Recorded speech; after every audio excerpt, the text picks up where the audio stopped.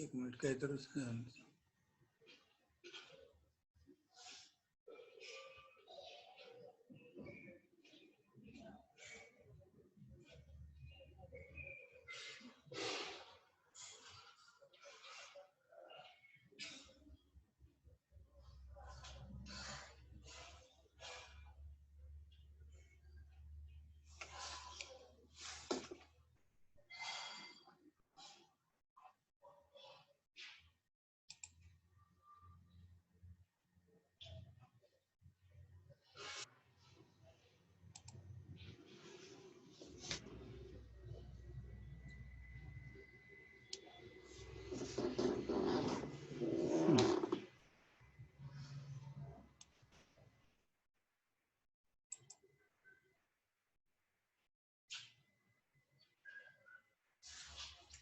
ठीक.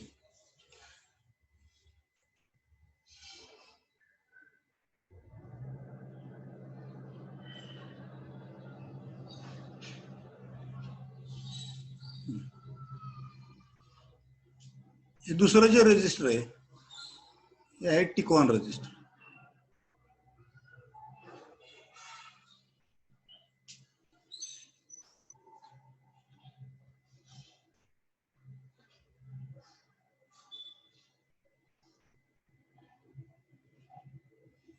टिकॉन रजिस्टर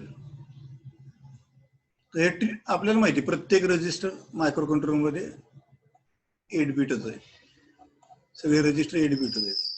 फक्त एक्सेप्शन काय पीसी आणि डीपीटीआय एवढे 2 रजिस्टर फक्त 16 बिट आहेत मायक्रो कंट्रोलर कडे. बाकीचे सगळे रजिस्टर्स हे 8 बिटच आहेत. तर हे टिकॉन रजिस्टर जे आहे 8 बिट याच्या वरच्या 4 बिट्स हे एलएसबी म्हणजे D0 आणि एमएसबी म्हणजे D7. तर आपल्याला माहिती आहे D0 D1 D2 D3 D4 D5 D6 आणि D7 यातल्या वरच्या 4 ज्या बिट्स आहेत किंवा अप्पर निबल म्हणतो आपण त्याला, this is the upper nibble.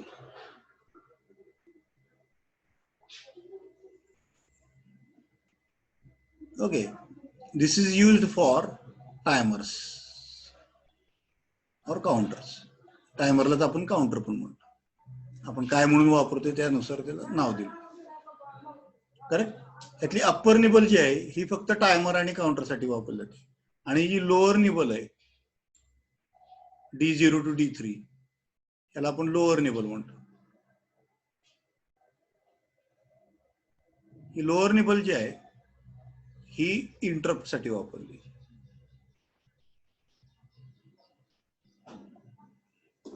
Correct. So TCON register is not purely a timer controlling register. It is also an interrupt controlling register. Correct. It is also an interrupt controlling register. तर हे register दोन्हीकडे येणार बरं का. ज्यावेळेस आपण interrupt study करणार त्यावेळेस हे रजिस्टर लागणार आपल्याला. आणि ज्यावेळेस आपण आता सध्या आपण टायमर बघतोय टायमर मध्ये पण हे रजिस्टर आपल्याला लागतं. फक्त टायमर ज्यावेळेस टायमर साठी आपण ज्यावेळेस त्याला वापरतो त्यावेळेस फक्त वरच्या 4 बिटचा आपण उपयोग करतो D4 to D7. खालच्या 4 बिट आपण लागूच होत नाही टायमरला, ते इंटरप्ट साठी रिझर्व्ड आहे. Correct. So will discuss only about the upper 4 bits.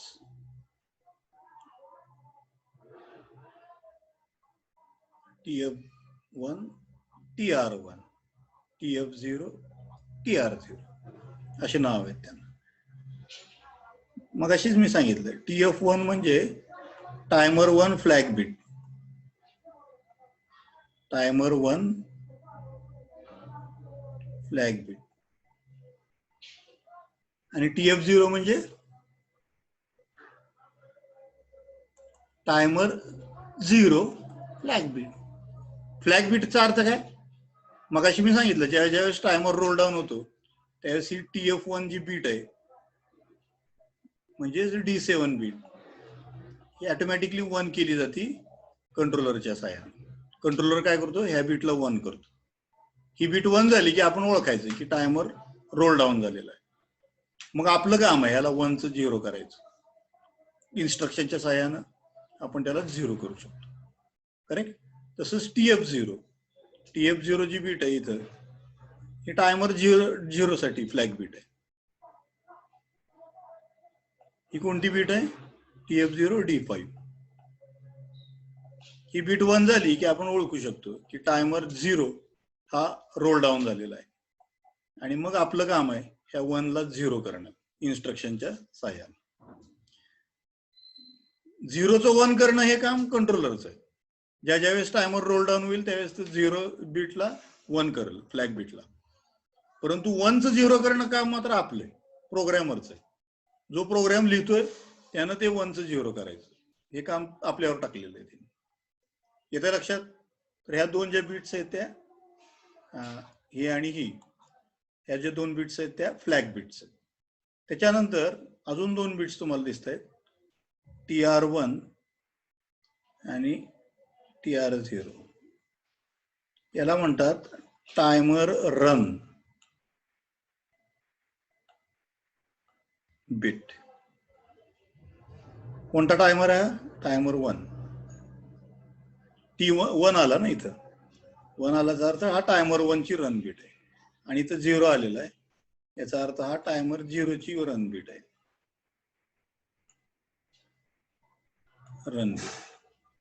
Run बीटचा अर्थ काय, जोपर्यंत ही बीट तुम्ही 1 करत नाही प्रोग्रामिंगच्या साह्यानं तोपर्यंत टायमर स्टार्ट होत नाही. Correct. So when you make this TR1 bit 1, it is called as timer 1 start. Timer 1 start होतो.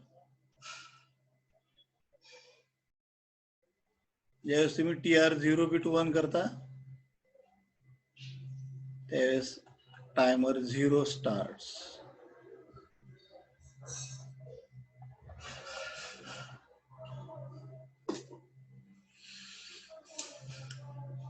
करेक्ट. जोपर्यंत तुम्ही ही बीट 0 करत नाही तोपर्यंत टायमर चालूच राहतो. चालू राहतो याचा अर्थ त्याला क्लॉक मिळत राहतं कंटिन्युअस. आणि त्याची जी व्हॅल्यू आहे सध्या त्याच्यामध्ये टायमर रजिस्टर मध्ये, ती व्हॅल्यू एक एक न पुढे जाते. Okay. So you have to remember these things, that timer run bits are used for starting the timer and stopping the timer. जर ही बीट मी 1 केली तर टायमर स्टार्ट होतो, जर ही बीट मी 0 केली तर टायमर थांबतो, आहे त्या व्हॅल्यूला येऊन थांबतो. समजा असं गृहीत धरा तुम्ही की टायमर 0 मी वापरलाय आणि टायमर 0 मध्ये 16 बीट टायमर म्हणून वापरलाय. 5566 इनिशियल व्हॅल्यू टाकली मी, इनिशियल व्हॅल्यू, आणि स्टार्ट द टायमर म्हटलं. कसं केलं, TR1 इज इक्वल टू 1 केलं, टायमर 1 स्टार्ट केला. टायमर 1 स्टार्ट केला की काय होणार, 55 67 55 68 असं पुढे जायला चालू झालं टायमर. असं करत पुढे पुढे जात जातो FFFF ला येणार, कधीतरी येऊन पोहोचणार. करेक्ट. आणि याच्यानंतर तो परत 0 0 0 0 इथं रोल डाऊन म्हणतो आपण, कॉल्ड एज रोल डाऊन. इथं ही फ्लॅग बीट रेज केली जाते. आपण टायमर 0 वापरलाय म्हणून TF0 1 होती. ह्या बीटकडे आपण बघत बसायचं की टायमर कधी रोल डाऊन होते. टायमर रोल डाऊन झाला याचा अर्थ टायमिंग संपलं. ठीक आहे. परत तुम्हाला जर अजून टायमर वापरायचा असेल तर परत ही व्हॅल्यू लोड करा, 55 66 परत लोड करा टायमर मध्ये, परत स्टार्ट द टायमर म्हणा. ज्या वेळेस टायमर रोल डाऊन होतो त्यावेळेस आपण पहिलं काम काय करतो तर स्टॉप द टायमर, टायमरला स्टॉप करतो. कसं करतो तर TR0 बीट 0 करतो. TR0 बीट जर 0 केली मी तर टायमर 0 स्टॉप होतो. किंवा तुम्ही टायमर 1 वापरणार असाल तर TR1 बीट. TR1 बीट तुम्ही 0 करा, टायमर 1 स्टॉप होईल, हॉल्ट होईल. येतं लक्षात?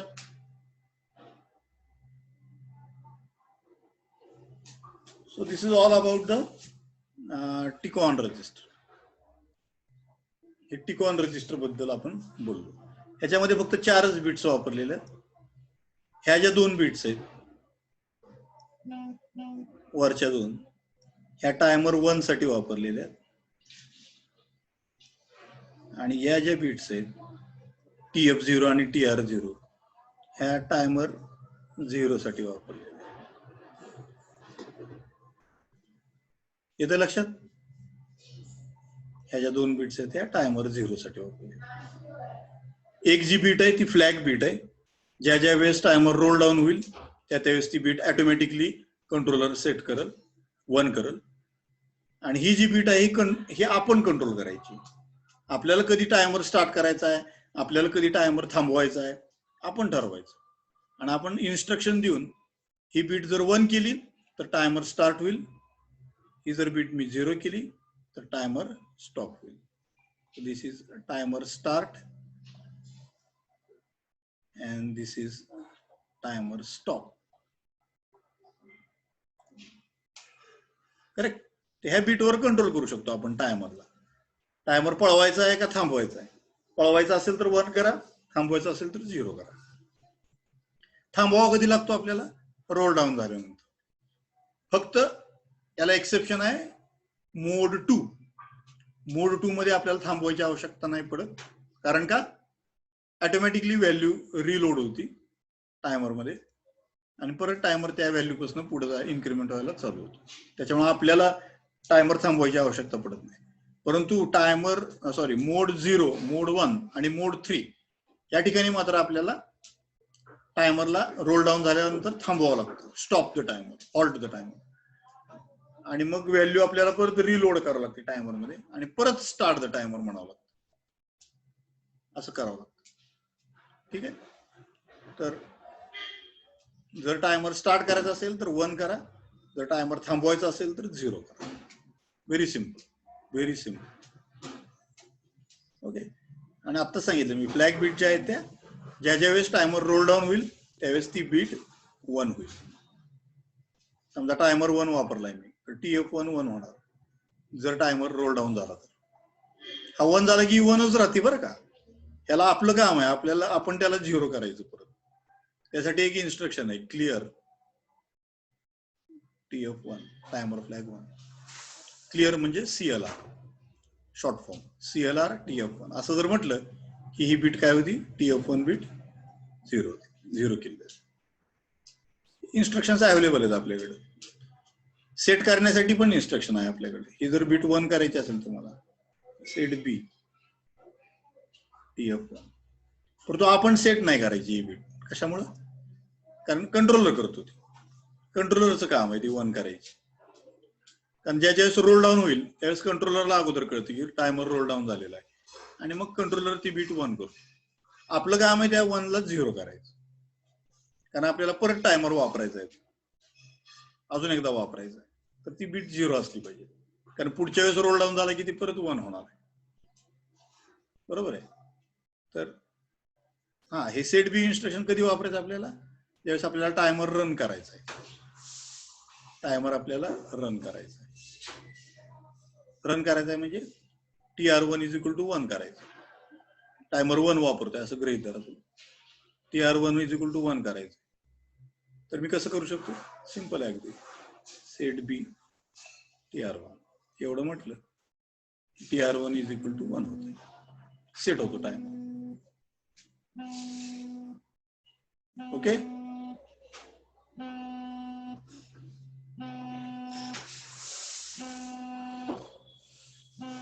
I think it is clear.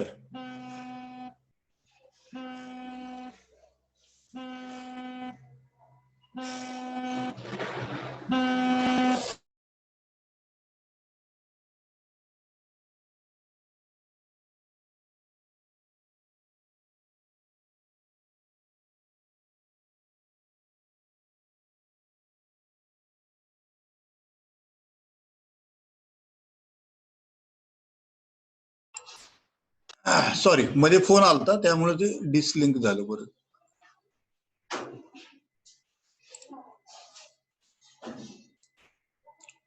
हा, तर तुमच्या आलं का लक्षात काय मी आता जे सांगितलं ते? टीमॉड रजिस्टर आणि टिकॉन रजिस्टर हे दोन महत्वाचे रजिस्टर आहेत, कारण हे रजिस्टरच आपण वापरणार आहे प्रोग्रामिंगच्या वेळेस. जर तुम्हाला टायमर्स वापरायचे असतील तर हे दोन रजिस्टर तुम्हाला कंट्रोल करता आले पाहिजे.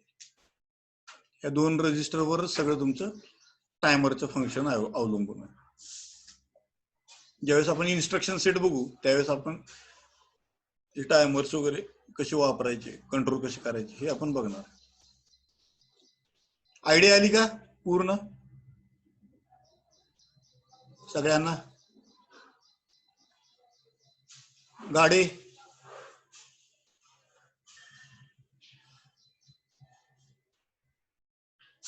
हो आली सर. हा, काही प्रॉब्लेम काय लक्षात येते का मी काय जे शिकवतोय ते व्यवस्थित? हा येते सर. हा, व्हिडिओ दिसतो व्यवस्थित? हा दिसतोय. स्क्रीन शेअर केलेली दिसती व्यवस्थित? हा दिसते सर. दिसते ना? ओके ओके, ठीक आहे.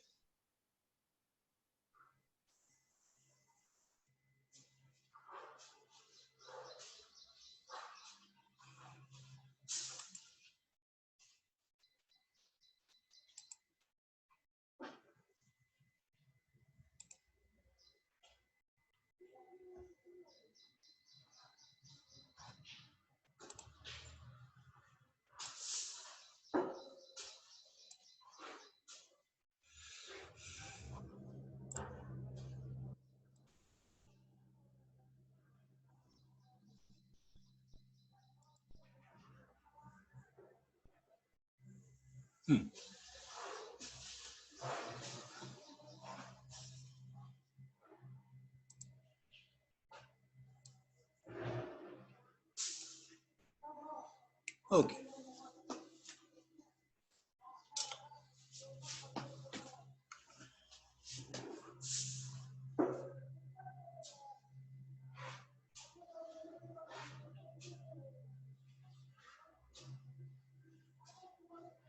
तर आपण आता बघितलं की बाबा ही 4 बिट्स कशा वापरायच्या, TF1, TR1, TF0 आणि TR0. या 4 बिट्स टायमर साठी नाही आहेत, या 4 बिट्स आहेत त्या इंटरप्ट साठी. ज्यावेळेस आपण इंटरप्ट स्टडी करणार आहे त्यावेळेस ह्या 4 बिटचा आपण परत विचार करणार त्यावेळेस. ठीक आहे, सध्या आपण ह्या 4 बिटचा विचार करणार नाही, फक्त वरच्या 4 बिट जे आहेत अप्पर निबल जे आहे एवढ्याचाच आपण विचार करतो. ह्या फक्त टायमर साठी वापरल्या. त्यातल्या 2 आहेत त्या टायमर फ्लॅग बिट्स आहेत, TF1 आणि TF0, आणि टायमर रन आणि स्टॉप करण्यासाठी या 2 बिट्स आहेत, TR0 आणि TR1. ह्या 2 बिट्स टायमर रन करण्यासाठी. Okay, so I will go to the next slide.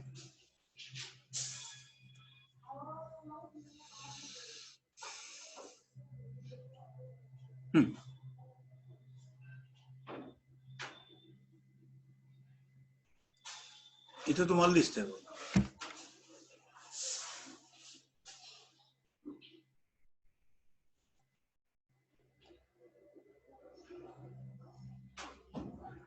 TF1 timer 1 overflow flag set by hardware on timer counter overflow cleared when interrupt is processed.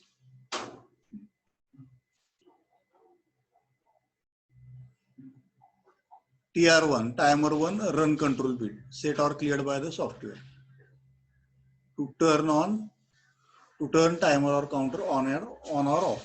थांबवायचा का पळवायचा timer हे आपण ठरवू शकतो. TF0 आणि TR0 ह्या ज्या 4 बिट्स आहेत त्या इंटरप्ट साठी मगाशी सांगितलं मी. ज्यावेळेस आपण इंटरप्ट डिस्कस करू त्यावेळेस आपण ते स्टडी करू.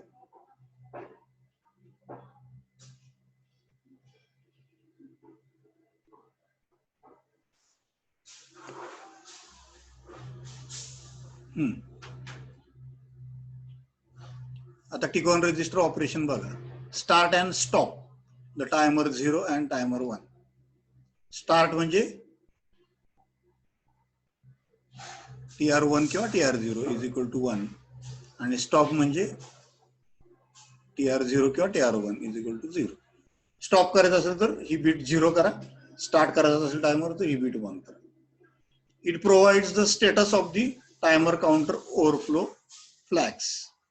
त्यासाठी TF1 आणि TF0 हे दोन फ्लॅग्स वापरले जातात.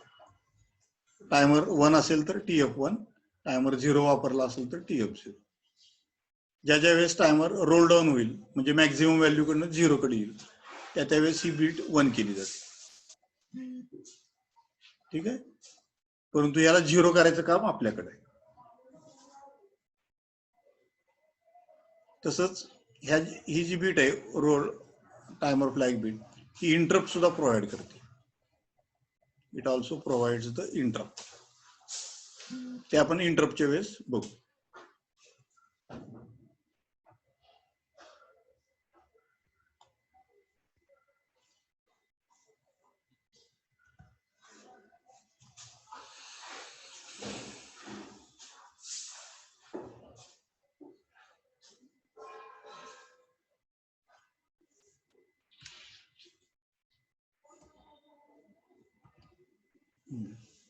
हे संपलं वाटतं.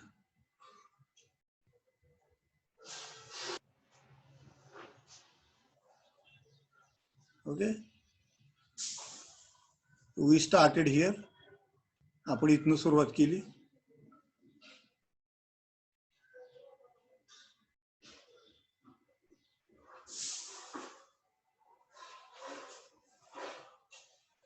इथून सुरुवात केली आपण. दोन timers, timer 0, timer 1, 16 bit timer आहे. हे सगळं आपण बघितलं.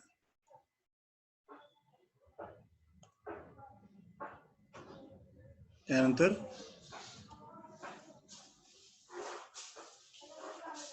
बघितलं टायमर 1 कसं आहे, टायमर 0 कसं आहे. टायमर 1 दोन रजिस्टर पासून बनलेले आहे, TH1 TL1. टायमर 0 सुद्धा TH0 TL0 पासून बनलेले. हे सगळे special function register SFR. Timer अजून 2 SFR कुठले, टायमर कंट्रोल रजिस्टर टिकॉन आणि टायमर मोड रजिस्टर टीमॉड. हे टीमॉड रजिस्टरचं हे बघितलं आपण, डेटा स्ट्रक्चर बघितलं कसं आहे. 8 बीट कशा आहेत त्यांचे. वरच्या 4 बीट टायमर 1 साठी, खालच्या 4 बीट टायमर 0 साठी. त्या 4 बिट्सचं डिस्ट्रीब्युशन बघितलं आपण. एक बीट आहे ती गेट कंट्रोल आहे, हार्डवेअर कंट्रोल. एक बीट आहे ती C/T, तुम्हाला काउंटर म्हणून वापरायचं आहे का टायमर म्हणून वापरायचं आहे. आणि राहिलेले 2 बिट्स आहे M1 M0 हे मोड कंट्रोल बिट्स आहे. तुम्हाला कोणत्या मोड मध्ये टायमर वापरायचा आहे. कोणत्या मोड मध्ये याचा अर्थ टायमर आपण वेगवेगळ्या प्रकारे वापरू शकतो. 13 bit timer, 16 bit timer, 8 bit timer, dual 8 bit timer, असे वेगवेगळ्या मोड मध्ये आपण त्याला वापरू शकतो. तर ते आपण ठरवू शकतो की आपल्याला कुठल्या मोड मध्ये तो टायमर वापरायचा आहे. त्यासाठी या M1 आणि M0 बिट्स तुम्हाला दिलेले आहेत. दोन्ही टायमर्स इंडिपेंडेंट आहेत. इंडिपेंडेंटचा अर्थ दोघांच्या कंट्रोलिंग वेगवेगळं आहे. म्हणून आपल्याला दोन्हीकडे एक गेट दिसतंय का. इथं पण गेट दिसतंय, इथं पण गेट दिसतंय, इथं पण गेट दिसतंय. दोन्हीचं गेट वेगवेगळं आहे. ह्याला मी हार्डवेअर कंट्रोल इथं 1 केलं आणि इथं 0 केलं तर याचा अर्थ काय, टायमर 1 जो आहे हा हार्डवेअर कंट्रोल्ड आहे. आणि हार्डवेअर प्लस सॉफ्टवेअर तर आहेच त्यात, पण बाहेरनं सुद्धा एक बटन दाबल्याशिवाय हा टायमर चालू होणार नाही. बरोबर, त्याला हार्डवेअर कंट्रोल म्हणून. आणि हा जो आहे तो सॉफ्टवेअर कंट्रोल्ड आहे. काही ही बीट मी 0 ठेवली, ही बीट 0 ठेवली, याचा अर्थ ह्याला हार्डवेअर कंट्रोल नाहीये, फक्त सॉफ्टवेअर कंट्रोलच, असा त्याचा अर्थ. येतं लक्षात. त्यानंतर ही तुम्हाला टायमर म्हणून वापरायचा का काउंटर म्हणून वापरायचा, आणि मोड, कोणत्या मोड मध्ये तुम्हाला तो टायमर किंवा काउंटर वापरायचा ते तुम्ही ठरवू शकता.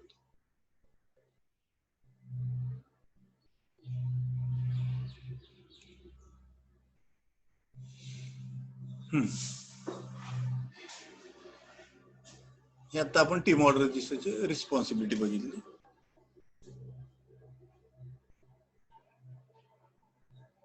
मोड कोणते कोणते मोड्स आहेत.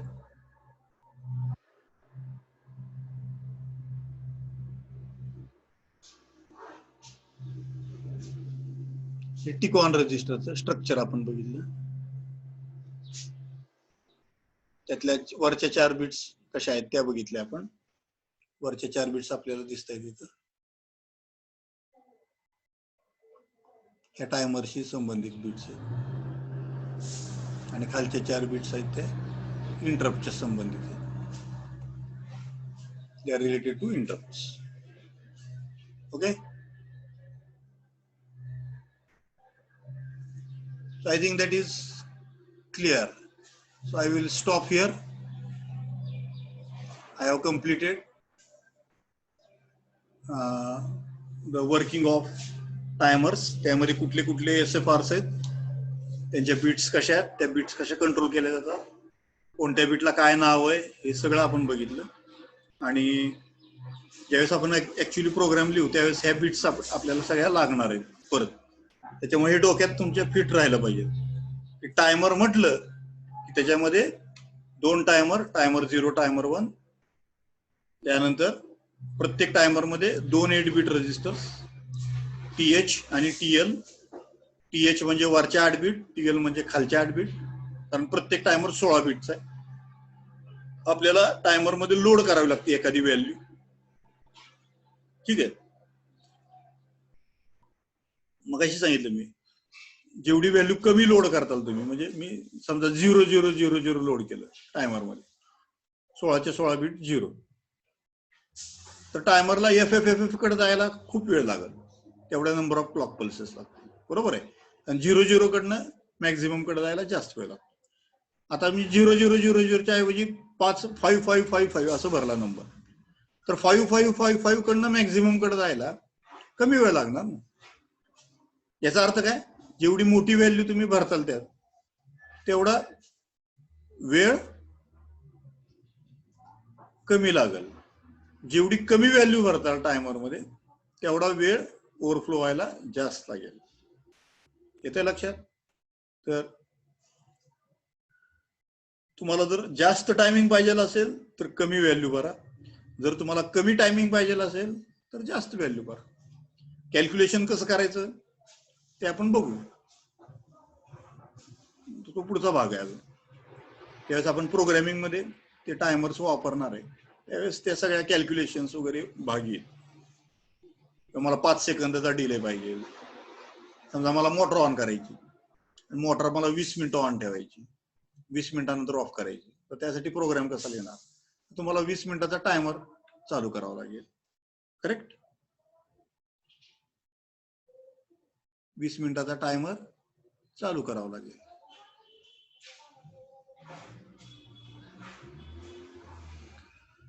हे सगळं आपण प्रोग्रामिंगचा भाग नंतर बघणार आहे. पण आपला अगोदर इन्स्ट्रक्शन सेट झाल्यानंतर पहिल्यांदा इन्स्ट्रक्शन सेट्स, कुठले कुठले इन्स्ट्रक्शन्स आहेत, कुठले इन्स्ट्रक्शन काय करतं हे सगळं माहित असलं पाहिजे. त्याशिवाय आपण प्रोग्राम लिहू शकणार नाही. त्यामुळे ह्या सगळ्या गोष्टी इन्स्ट्रक्शन सेटच्या नंतर येतील. ठीक आहे. So I think I have completed my timer. एक हार्डवेअर राहिलेलं आहे अजून त्यातलं, फक्त ते मी पुढच्या पिरियडला घेतो. ते म्हणजे आपण गेट कंट्रोल, आता मी म्हटलं होतं की तुम्हाला हार्डवेअर कंट्रोल एक आहे त्याला. त्या हार्डवेअर कंट्रोलनी टायमर्स कंट्रोल कसे करता येतात. बाहेरचं बटन सॉफ्टवेअरनं तर आपण करू शकतो, टायमरला स्टार्ट, टायमरला स्टॉप करू शकतो, काही प्रॉब्लेम नाही. परंतु हार्डवेअरच्या सहाय्यानं सुद्धा आपण त्याला एक ऍडिशनल कंट्रोल देऊ शकतो. हे फक्त सॉफ्टवेअरच नाही, तर हार्डवेअरचं जोपर्यंत बटन मी बाहेरून वन करत नाही बटन, तोपर्यंत टायमर स्टार्ट होणार नाही. सॉफ्टवेअरनं सुद्धा होणार नाही जोपर्यंत मी बाहेरनं बटन ऑन करत नाही तोपर्यंत. करेक्ट. अशा प्रकारचे हार्डवेअर कंट्रोल सुद्धा आपण त्याला देऊ शकतो. तो एक भाग राहिला आपल्याला. आपला पुढच्या पिरियडला आपण तो भाग पूर्ण करू. दॅट विल कम्प्लीट आवर टायमर्स. ठीक आहे. त्यानंतर आपण त्याच पिरियडमध्ये काउंटरचं थोडंसं बघू. ते टायमरलाच काउंटर म्हणून कसं वापरलं जातं, टायमरलाच काउंटर म्हणून कसं वापरलं जातं हे पण आपण बघू. थोडासा भाग आहे तो, जास्त नाही. तर पुढच्या एका पिरियडमध्ये मी टायमर आणि काउंटर हे पूर्ण कम्प्लीट करेन. त्यानंतर मग आपण सिरियल कम्युनिकेशन कडे जाऊ. सिरियल पोर्ट्स आता आपले कुठलं काय काय झालं आपलं पोर्ट्स झाले. पोर्ट 0, पोर्ट 1, पोर्ट 2, पोर्ट 3 त्याचं स्ट्रक्चर, इंटरनल स्ट्रक्चर सगळं आपण बघितलं. त्याच्यानंतर आता टायमर झालं आपलं. टायमरचं आता फक्त एक हार्डवेअर स्ट्रक्चर राहिलेलं आहे आणि काउंटर्स ते झाले की एका पिरियडमध्ये ते पूर्ण होईल. त्यानंतर मग आपण सिरियल कम्युनिकेशन कडे जाऊ. सिरियल कम्युनिकेशन पूर्ण करायचं आणि ते झाल्यानंतर